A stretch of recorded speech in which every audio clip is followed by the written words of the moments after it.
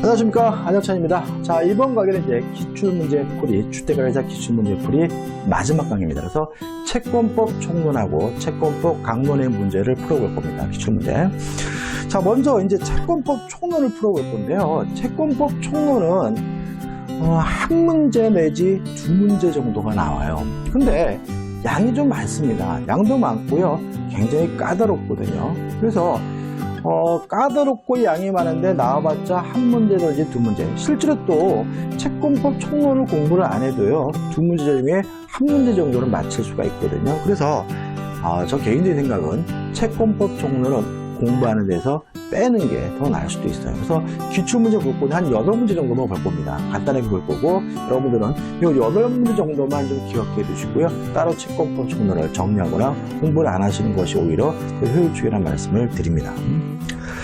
자, 채권법 총론의 문제입니다. 총 8문제입니다. 자, 보증채무에 관한 설명으로 옳지 않은 것을 찾죠. 1번을 보시면 전자적 형태를 표시한 보증의사는 유효하다, X다. 결론은 뭐죠? 전자적 형태를 표시한 보증의사는 무효다. 이렇게 결론만 기억하시면 되겠죠. 2번입니다. 채권자 취소권에 관한 설명으로 옳은 것이, 이건 좀 생각해 보실 필요가 있는데, 4번을 보시면 채권 양도가 사회행위에 해당되지 않는다면 그 이후에 이루어진 채권 양도 통지만이 따로 채권자 취소권의 대상이 될 수가 없다. 이거는 뭐죠? X가 된다. 자, X. 다시 말하면, 죄송합니다. 5입니다. 잠깐만요. 4번. 옳은 거죠, 그죠? 옳은 겁니다, 그죠? 죄송합니다. 자, 다시 말하면, 채권 양도가 사회행위가 아니라면, 요 채권 양도 통지도 뭐가 아니겠어요? 사회행위가 될 수가 없겠죠. 따라서 옳은 것은 4번이고, 4번이 답이죠. 나머지 볼까요? 자, 정지 조건부 채권도 피보전 채권이 될 수가 있기 때문에 1번은 뭐죠? X가 되고요. 2번, 특정물에 대한 소유권 이전 등기 청구권이거든요. 자, 우리 판례에 따른다면 이 채권자 취소권의 채권자는 금전 채권자이어야 된다는 거거든요. 금전 채권자. 따라서 특정물에 대한 소유권 이전 등기 청구권은 특별한 사정에 의한 피보전 채권이 될 수 있다가 아니라 없다. 왜요? 금전 채권이어야 된다. 3번, 상속을 포기하는 행위는 재산권에 관한 법률 행위는 특별한 사정에 의한 채권자 취소권의 대상이 된다, 대상이 되지 않는다는 거 결론만 기억해 두시면 되겠죠.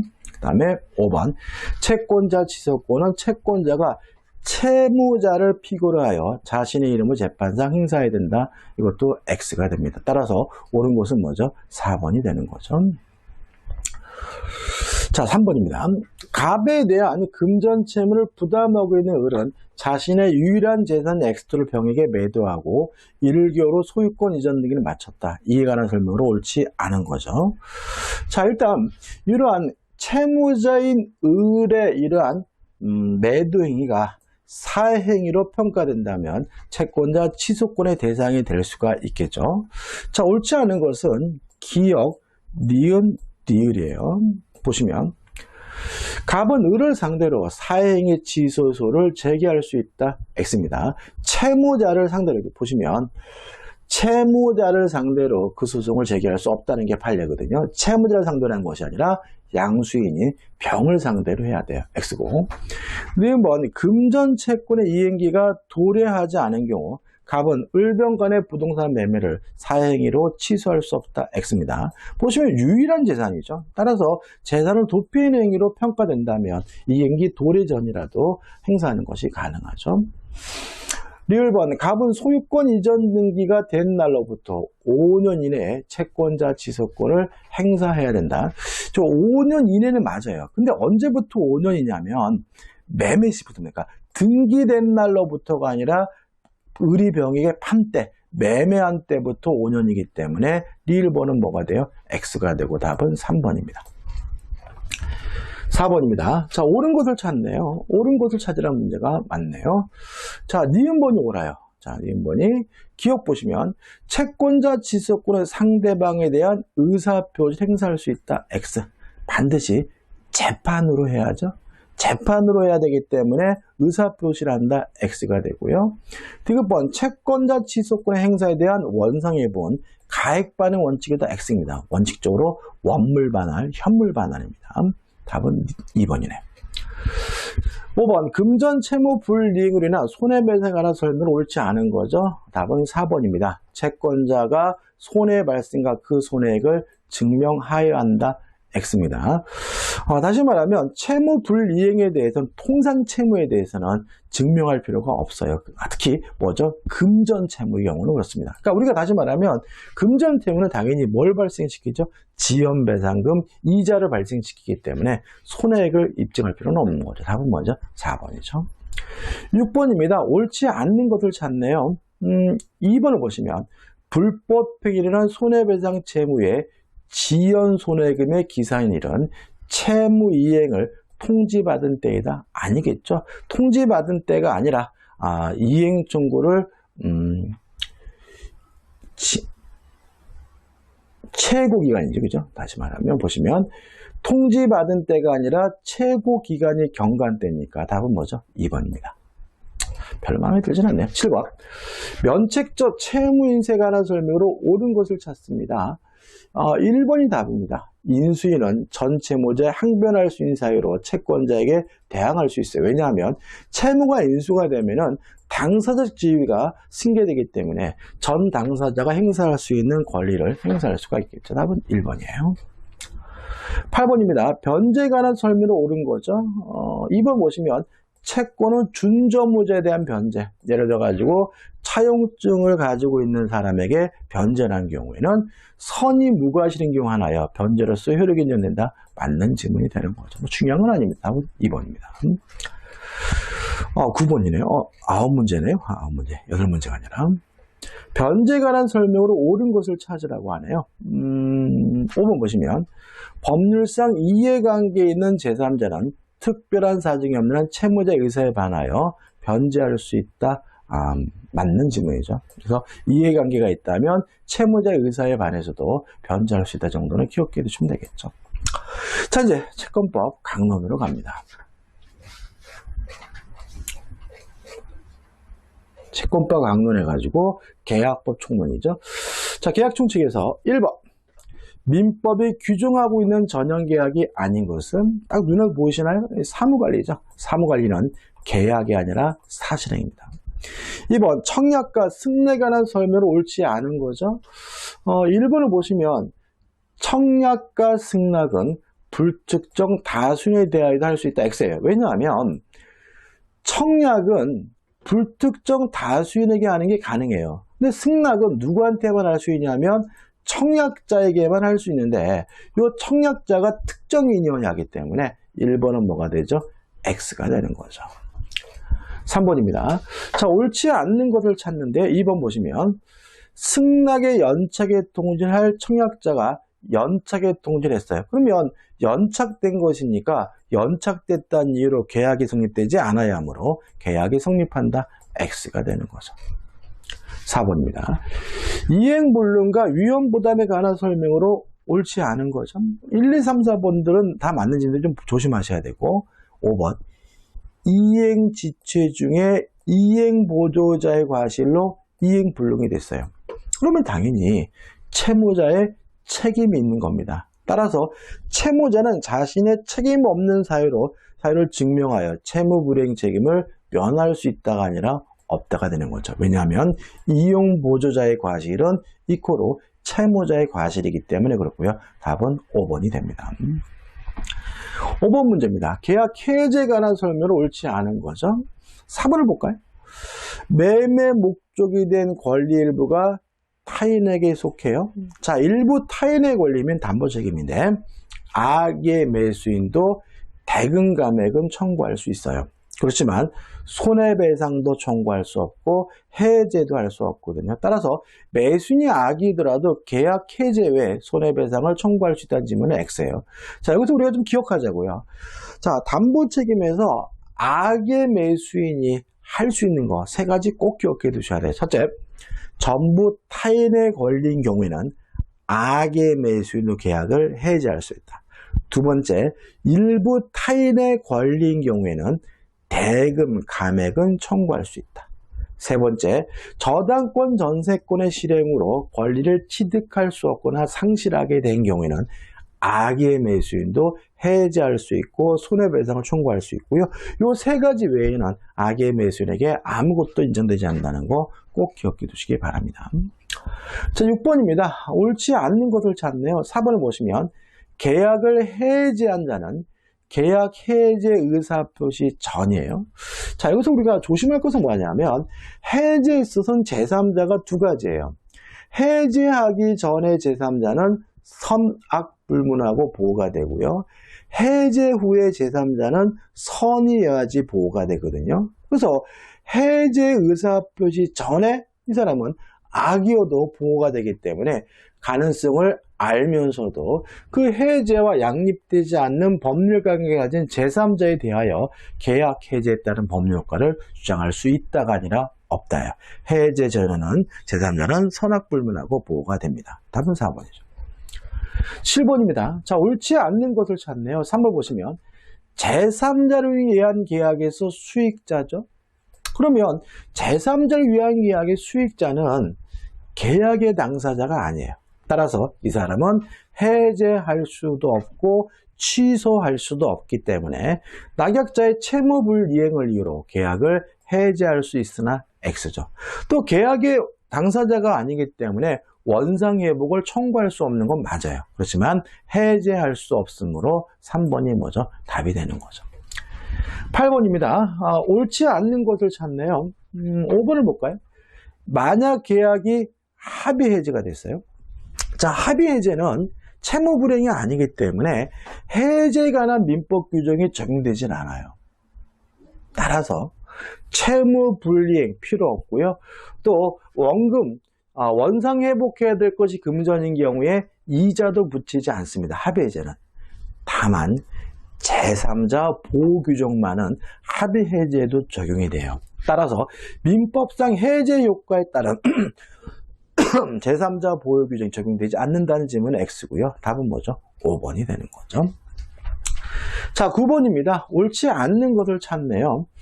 매매 계약이 무효예요. 자, 무효면 책임이 발생하지 않죠. 책임이 발생하지 않으니까 돌려줘야 될 것이 금전인 경우 후지 이자까지 붙이지 않습니다. 모든 책임은 무엇을 전제합니까? 유효함을 전제한 거거든요. 따라서 매매 계약이 무효인 경우 매매 대금의 반환에 대하여는 해제에 관한 규정이 유추 적용되어 법정 이자가 가산된다는 질문은 X가 되는 거죠. 책임은 유효해야 발생하는 거죠. 10번입니다. 자, 옳지 않는 것을 찾네요. 5번을 볼까요? 계약이 해제된 경우 그 원상회복의 범위를 정할 때는 과실상계가 적용된다. X죠. 이 과실상계는 적용될 이유가 없는 거죠. 답은 뭐죠? 5번. 결론만 기억하시면 되겠네요. 자, 이제 어디로 갈 거냐면요. 계약각칙에서 매매로 가게 됩니다. 1번. 계약금 계약은 요물계약이다. 맞네요. 그죠? 3번 볼까요? 자, 계약금 계약은 종된 계약입니다. 다시 말하면 매매 계약이 주된 계약이라면 계약금 계약은 종된 계약이죠. 따라서 매매 계약이 무효면 계약금 계약도 무효인 것이 원칙이니까 독립한 계약이기에 주 계약이 취소되어도 그 효력을 잃지 않는다. X가 되고요. 답은 3번이 됩니다. 자, 이번 문제 옳지 않는 것을 찾네요. 4번을 볼까요? 법원의 경매죠. 법원. 자, 경매에 있어서 우리가 좀 담보책에 주의할 것은 뭐냐면 첫째, 물건의 하자에 대해서는 담보책임 부담하지 않고요. 권리의 하자에 대해서는 담보책임 부담한다. 두 번째, 1차적으로는 매도인인 채무자가 담보책임을 부담하지만 채무자가 무자력이면 2차적으로는 채권자, 배당을 받은 채권자가 담보책임 부담하는 꼭 기억해 두시고요. 따라서 권리의 하자로 인한 담보책임 적용되지 않는다는 질문은 X가 되는 거죠. 3번 문제입니다. 자, 옳지 않는 것을 찾네요. 자, 3번인데, 자, 전부 타인의 권리면 악의 매수인도 계약을 뭐 할 수 있어요? 해제할 수 있죠. 따라서 타인의 권리 매매, 전부 타인의 권리라는 얘기고 악의 매수는 매매 계약을 해제할 수 없다. X가 되는 거죠. 4번입니다. 물건의 하자를 이유로 매도인의 담보치가 하는 설명으로 옳은 것을 찾으라고 합니다. 일단 니을이 옳아요. 자, 기억은 X예요. 자, 왜냐하면 이런 얘기죠. 땅을 샀는데요. 그 땅을 이전 등기를 못 받고 있어요. 제가 소유권을 취득하지 못하고 있다면 그건 뭐가 되겠어요? 권리의 하자겠죠. 근데 그 땅을 이전 등기를 받았는데 그 땅을 쓸 수가 없어요. 예를 들어 가지고 전원주택을 지으려고 땅을 샀는데 집을 지을 수 없는 땅에 이건 뭐예요? 물건의 하자입니다. 따라서 읽게요. 매매 목적물이 부과된 법률상의 장애로 인하여 물건의 사용수익이 제한된다면 그러한 장애는 권리에 해당한다. X. 물건의 하자인 거죠. 그 다음 디귿번. 매수인은 하자를 안 날로부터 6개월 이내에 언제든지 모든 손해의 배상을 청구할 수 있다. 자, 손해배상은 원칙적으로 6개월 이내에 청구, 안 날로부터 6개월 이내 맞지만 이행이익 배상이기 때문에 디귿번은 뭐죠? X가 되는 거죠. 따라서 옳은 것은 니을에서 4번이 답입니다. 5번입니다. 자, 옳은 걸 찾네요. 5번이 답이거든요. 한번 볼까요? 자, 매매 목적이 된 부동산에 설정된 저당권의 실행으로 취득한 소유권 이렇게 됐어요. 그러면 악의 매수인도 계약을 해지하고 손해배상을 청구할 수 있으므로 매수인이 악인 경우에도 매도인이 손해배상을 청구할 수 있다. 맞는 질문이죠. 계속 제가 반복인데 담보 책임에서 악의 매수인이 할 수 있는 거 세 가지 꼭 반드시 숙지해 두셔야 됩니다. 자, 6번입니다. 자, 옳지 않는 것을 찾네요. 5번을 볼까요? 종류 매매 경우 인도된 목적물에 하자가 있는 때에는 선의의 매수인은 하자 없는 물건을 청구하거나 또는 아니면 손해배상을 청구하는 거죠. 예를 들어 자동차를 샀는데 자동차가 하자가 있다면 완전물 급부 청구해서 다른 자동차를 바꿔달라고 요구하거나 아니면 손해배상을 청구하는 것이기 때문에 동시에 손해배상 청구할 수 있다. X가 되는 거죠. 7번입니다. 옳지 않는 것을 찾네요. 자, 전부 타인에 걸리면 악의 매수인적 계약을 뭐 할 수 있어요? 해지할 수 있으므로 5번이 답이 되는 거죠. 자, 이제 임대차에 관한 문제죠. 자, 1번 옳지 않는 것을 찾습니다. 1번을 보시면 임차인은 필요비 유익비 상환도 청구할 수 있어요. 근데 임차인의 비용 상환 청구권에 관한 민법 규정은 임의 규정입니다. 꼭 기억해 두셔야 되겠죠. 자, 임대차는 약자 보호 규정이기 때문에 대부분의 규정이 강행 규정이에요. 그렇지만 비임차인의 필요비 유익비 비용 상환 청구권에 관한 민법 규정은 임의 규정이다. 따라서 특약으로 배제하는 것이 가능하므로 미리 포기하기로 하는 약정은 특별한 사정이 없는 한 임차인에게 일방적으로 불리한 것은 무효이다. X고의 답은 1번이고 중요한 지문인 거죠. 2번입니다. 임차인의 부속물 매수 청구권에 관한 설명으로 옳지 않은 것을 찾으라고 하네요. 5번을 보시면 자, 건물 임차인이 자신의 비용으로 증축했어요. 자, 증축한 부분은 원칙적으로 부합이 됩니다. 부합이 되면 부속물 매수를 청구하는 것이 아니라 유익비 상환을 청구하게 되는 거고요. 유익비 상환 청구권에 관한 민법 규정은 특약으로서 배제할 수 있거든요. 따라서 임대인 소유로 기속시키로 약정했다면 유효해요. 그렇기 때문에 특별한 사정이 없는 한 강행 규정에 관하여 무효이므로 임차인 부속 매수 인정된다. X입니다. 원칙적으로 부합이 되고 부합이 됐으면 부속물 매수를 청구하는 것이 아니라 유익비 상환을 청구하는 거고요. 유익비 관한 민법 규정은 임의 규정이기 때문에 특약으로서 뭐 할 수 있는 거죠? 배제할 수가 있는 거죠. 7번 토지 임차인의 지상물 매수 청구권에 관한 설명으로 옳지 않은 것을 찾으라고 하네요. 1번이 답이죠. 자, 임차인은 존속기간의 만료로 소멸돼서 갱신 청구했다가 거부당한 경우에 지상물 매수를 청구하거나 아니면 존속기간의 약정이 없다는 이유로 임대인의 해지 통고로 소멸한 경우에만 청구하는 거죠. 따라서 차임을 지급하지 않아서 채무불이행을 이유로 계약을 해지당했다면 지상물 매수를 청구할 수가 없으므로 1번이 답이 되는 거죠. 4번 임차인의 유익비 상환 청구권에 관한 설명으로 옳지 않은 것을 찾으라고 하네요. 1번입니다. 자, 왜냐하면 자, 유익비에 대해서 지출한 금액이나 가치 증가액 중 선택하는 사람은 돌려받는 사람, 임대인이겠죠? 회복자니까. 따라서 임차인의 선택에 따라 X가 되네요. 5번입니다. 을은 사과나무를 식자여 과수원을 운용할 목적으로 갑소의 X 이하에 대해 값과 존속기간을 10년으로 하는 임대차 계약을 체결하였다. 이에 관한 설명으로 옳은 거죠.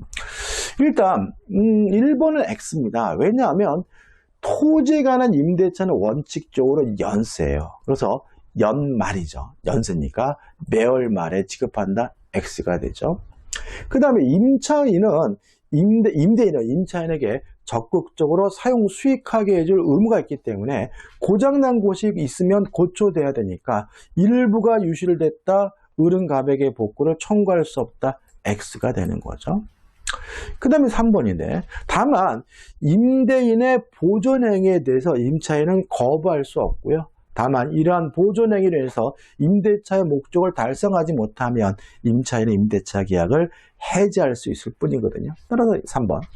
갑의 X 이하의 산사태 예방을 위해 공벽 성치 공사를 하려고 하는 경우 을은 과수원 운용을 이유로 이를 거부할 수 없다. 맞는 질문이고요. 다만 이러한 공사로 인해서 임대차의 목적을 달성하지 못한다면 임대차 계약을 해지할 수 있을 뿐이죠. 4번. 임차인은 유익비 상환을 청구할 수 있는데 언제 청구하냐면요. 임대차 종료 시에요. 따라서 종료 전에도 청구할 수 있다. X가 되고요. 그 다음에 존속기간이 만료로 종료가 되고 지상물이 존재한다면 갱신을 청구하는 것이 가능하기 때문에 5번도 뭐죠? X가 되겠네요. 자, 도급입니다. 도급에 관한 설명으로 옳지 않은 것을 찾으라고 하네요. 5번 볼까요? 기성고에 따라 이미 만들어진 거죠. 이미 만들어진 부분에 따라 공사대금을 분할하여 지급하기로 약정한 경우 특별한 사정이 없느나 하자 보수 의무와 동시 이행 관계는 동사대금 지급 채무를 향해 하자가 발생한 기성공사대금에 한정된다. X입니다. 기성, 이미 만들어진 공사대금에 한정되지 않는다는 것이 판례 입장이고요. 답은 뭐죠? 5번입니다. 뭐 중요한 건 아닌 것 같고 나머지 1, 2, 3, 4번 지문을 좀 주의하시면 되겠죠. 2번입니다. 도급에 관한 설명을 옳지 않은 것을 찾네요. 4번 보시면 완성된 건물의 하자로 인하여 계약의 목적을 달성할 수 없는 경우 도급인은 계약을 해지할 수 있다. X예요. 건물이 이미 뭐가 됐어요? 완성이 됐죠. 그러니까 완성이 됐다면 하자가 있더라도 계약을 해지할 수는 없고요. 이때는 손해배상만을 청구해야 되기 때문에 X가 되는 거죠. 민법 668조 읽어볼까요? 도급인이 완성된 목적물의 하자로 인하여 계약의 목적을 달성할 수 없을 때는 계약을 해지할 수 있다.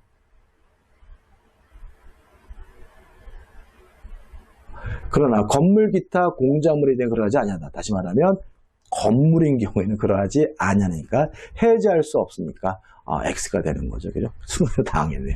3번입니다. 자, 옳지 않는 것을 찾습니다. 2번이 답입니다. 도급인은 일의 완성 전에는 성취한 부분에 하자가 있더라도 소급인에게 하자 보수 청구를 할 수 없다. X죠? 뭐 하자 보수 고쳐달라고 뭐 할 수 있겠어요? 청구할 수 있겠죠. 답은 2번입니다. 4번이죠. 자, 옳은 것을 찾는데 2번이 답입니다.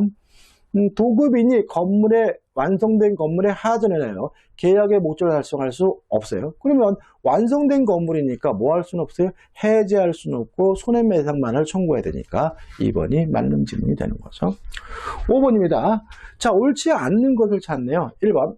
하자가 중요한 경우 하자 보수에 가늠하는 손해배상 X는 목적물의 완성치를 기준으로 산정해야 한다. X입니다. 우리 판례에 따르면 하자 발생시를 기준으로 하기 때문에 1번은 X, 완성시가 아니라는 거 조심하시면 되겠죠.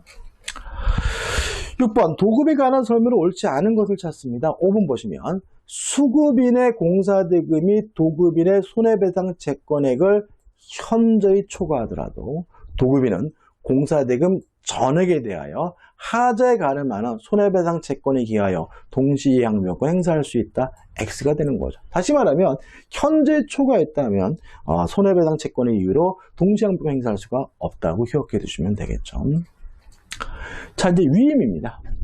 위임에 관한 설명을 옳지 않은 것을 찾네요. 4번을 보시면 위임계약에 따라 수의민이 사무 처리를 시작했어요. 위임계약이 가장 중요한 특징인데 689조 1항을 보시면 위임계약은 각 당사자는 언제든지 해지할 수 있다라고 규정을 두고 있거든요. 따라서 사무처를 시작했더라도 위임인은 언제든지 위임계약을 해지할 수 있으므로 원칙적으로 더 이상 위임계약을 해지할 수 없다는 질문은 X고요. 위임계약의 특색이니까 좀 기억해 두셔야 되겠죠. 자, 2번입니다. 옳은 것을 찾는데 답은 2번 또 나왔네. 위임계약은 특별한 사정이 없는 한 당사자가 언제든지 해지할 수 있다. 이게 답인 거죠. 3번 위임계약이라는 설명은 옳지 않은 것을 찾네요. 자, 위임계약에 또 특징이 있는데 보수는 일 끝내고 비용은 미리 받는 겁니다. 자, 다시 말하면 위임계약을 하면서 비용이 발생해요. 비용은 뭐죠? 미리 일 처리하기 전에 사전에 받는 거고요. 보수는 일 끝내고 받는 거거든요. 3번 수임인은 이임사무가 종료된 후가 아니면 위임사무 처리 비용을 청구할 수 없다. X. 비용은 사전에 받는 겁니다. 4번입니다. 위임에 관한 설명은 옳지 않는 것을 찾는데 5번이 답이거든요. 5번 당사자 일방이 상대방의 불리한 시기에 위임계약을 해지하는 경우 할 수 있어요. 다만 손해를 배상해야 되거든요. 근데 문제는 뭐냐면 부득이한 사유가 있었대요. 그럼 부득이한 사유가 있었다면 당연히 손해배상을 청구할 수가 없으니까 답은 뭐죠? 5번이 되겠죠. 자, 5번 문제 옳지 않는 것을 찾네요. 당연한 거죠. 수임인이 위임인의 승낙을 얻어서 제3자에게 위임사무를 처리했어요. 일종의 복대리인 거죠. 위임에 대하여 그 선임감독에 관한 책임이 없다가 아니라 선임감독에 대해서 책임을 져야 되겠죠. 자, 이제 부당이득입니다. 부당이득에 대해서는 시험 문제가 그렇게 많이 나오지 않아요. 그러니까 우리가 따로 공부하지 마시고 민법을 공부하면서 그냥 터득이 간다라고 생각하시면 될 것 같고요. 부당이득이라고 특별히 정해서 볼 만한 문제는 많지는 않습니다. 자, 옳지 않는 것을 찾는데 5번이 답이죠. 자, 이게 이런 얘기죠. 자, 불법 원인급여는 반환을 청구할 수가 없어요. 그럼 결과적으로 그 소유권, 물권도 상대방에게 넘어가 버린다는 것이 우리 판례 입장이거든요. 따라서 물권적 청구권으로도 소유권을 이유로 한 반환 청구권으로도 반환을 청구할 수가 없는 것이기 때문에 5번이 X고 5번이 답이 되는 거죠. 자, 불법행위입니다. 이 불법행위도 시험 문제가 많이 나오질 않아요. 따라서 우리가 공부하면서 하나씩 보게 되고요. 총 5문제 정도인데 우리가 요 5문제 정도만 좀 신경 쓰면 될 것 같아요. 나올 부분은 좀 정해져 있는 것 같아요. 자, 1번입니다. 자, 옳지 않는 것을 찾죠. 1번. 자, 타인의 명예를 훼손하는 자. 사죄 강고는 안 된다. 과거에는 있었는데 최근에 헌법재판소에서 위헌 판결을 내렸기 때문에 사죄 강고는 안 돼요. 따라서 타인의 명예를 훼손하는 자에 대하여 법원은 피해자의 청구 회복에 의하여 명예회복의 적당한 처분으로 사죄 강고를 명할 수 있다. X고 답은 뭐죠? 4번이죠. 이거는 꼭 기억해 두셔야 되겠죠. 2번입니다. 옳지 않는 것을 찾는데 3번 보시면 갑의 가실로 을을 사망에 이르게 했어요. 갑의 재산상 손해가 없는 을은 직계 존속, 직계 비속 배우자에 대하여 손해배상 책임이 없다. X죠. 다시 말하면 재산상의 손해가 없다 하더라도 직계 존속의 비속이나 배우자는 손해배상 청구할 수 있고 위자료도 청구할 수가 있는 겁니다. 답은 뭐죠? 3번이죠. 3번입니다. 자, 옳지 않는 것을 찾는데요. 3번이 답이에요. 자, 공작물에 설치 또는 보존하자라 타인의 손해를 입혔어요. 그러면 일단 1차적으로는 점유자가 책임을 집니다. 근데 점유자가 모든 주의 의무를 다했다면 2차적으로는 소유자가 책임을 지거든요. 따라서 1차적으로 공작물의 소유자가 배상 책임을 지는 것이 아니라 점유자가 배상 책임을 지는 것이므로 3번이 X가 되는 거죠. 4번입니다. 공작물의 점유자 및 소유자 책임에 관한 설명은 옳지 않은 거죠. 2번이 답이죠. 공작물의 점유자에게는 면책 사유가 인정되지 않는다. X.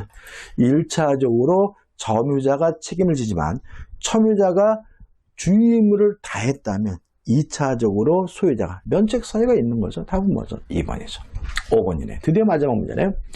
갑회사에 근무하는 을은 갑의 관리감독 부실을 이용하여 그 직무와 관련하여 제3자 병과 공동으로 정을 상대로 불법 행위를 하였고 그로 인해 정에 1억 원의 손을 입혔다. 이에 관한 설명으로 옳지 않은 거죠. 자, 좀 보자고요. 그럼 보면 을과 병이 공동으로 정을 상대로 뭘 했어요? 불법 행위를 저질렀죠. 그러면 이 병과 정의 관계는 부진정 연대 채무거든요. 따라서 정은 아무나 병이나 정에게 요 손해배상 1억 원에 대해서 전액에 대해서 손해배상해달라고 뭐 할 수 있어요? 청구할 수 있어요. 그래서 동시에 손해배상 청구할 수도 있고요. 각각 5천만 원씩 청구할 수도 있고 아니면 전액에 대해서 청구할 수도 있는 거고 따라서 만약에 한 사람이 전액을 배상했다면 다른 사람에게 뭐 할 수 있는 거죠? 부상할 수 있는 거죠. 이런 관계가 뭐냐면 부진정 연대 채무예요. 답은 뭐죠? 5번입니다. 정이 병에게 손해배상 채무 중 5천만 원을 면제해 준 경우 정은 을에게 5천만 한도로 손해배상을 청구할 수 있다. X입니다. 다시 말하면 병에 대해서 면제해 줬다 그래서 정까지 효과가 구속되는 것, 기속되는 것은 아니거든요. 따라 답은 뭐죠? 5번이 되는 거죠. 자, 이렇게 해가지고 이제 기출문제 강의를 이제 다 끝냈고요. 조금 여러분들이 보시면은 제가 좀 물권법하고 채권법을 좀 속도 있게 스피드하게 했는데 왜냐면 양이 많기 때문에 이거를 질질 끌게 되면 한도 끝도 없어서 그래요. 그래서 민법 총칙 부분은 자세하게 세세하게 공부하시고 물권법과 채권법 부분은 필요한 부분만 공부하시는 겁니다. 양이 굉장히 많기 때문에 모든 것을 똑같은 노를 공부하다 보면은 민법만 공부하다가 끝나게 되는 거거든요. 자, 이번 강의 여기까지고요. 이 강의 들으신 분들은 한 분도 빠짐없이 모두 합격하기를 빌겠습니다. 고맙습니다.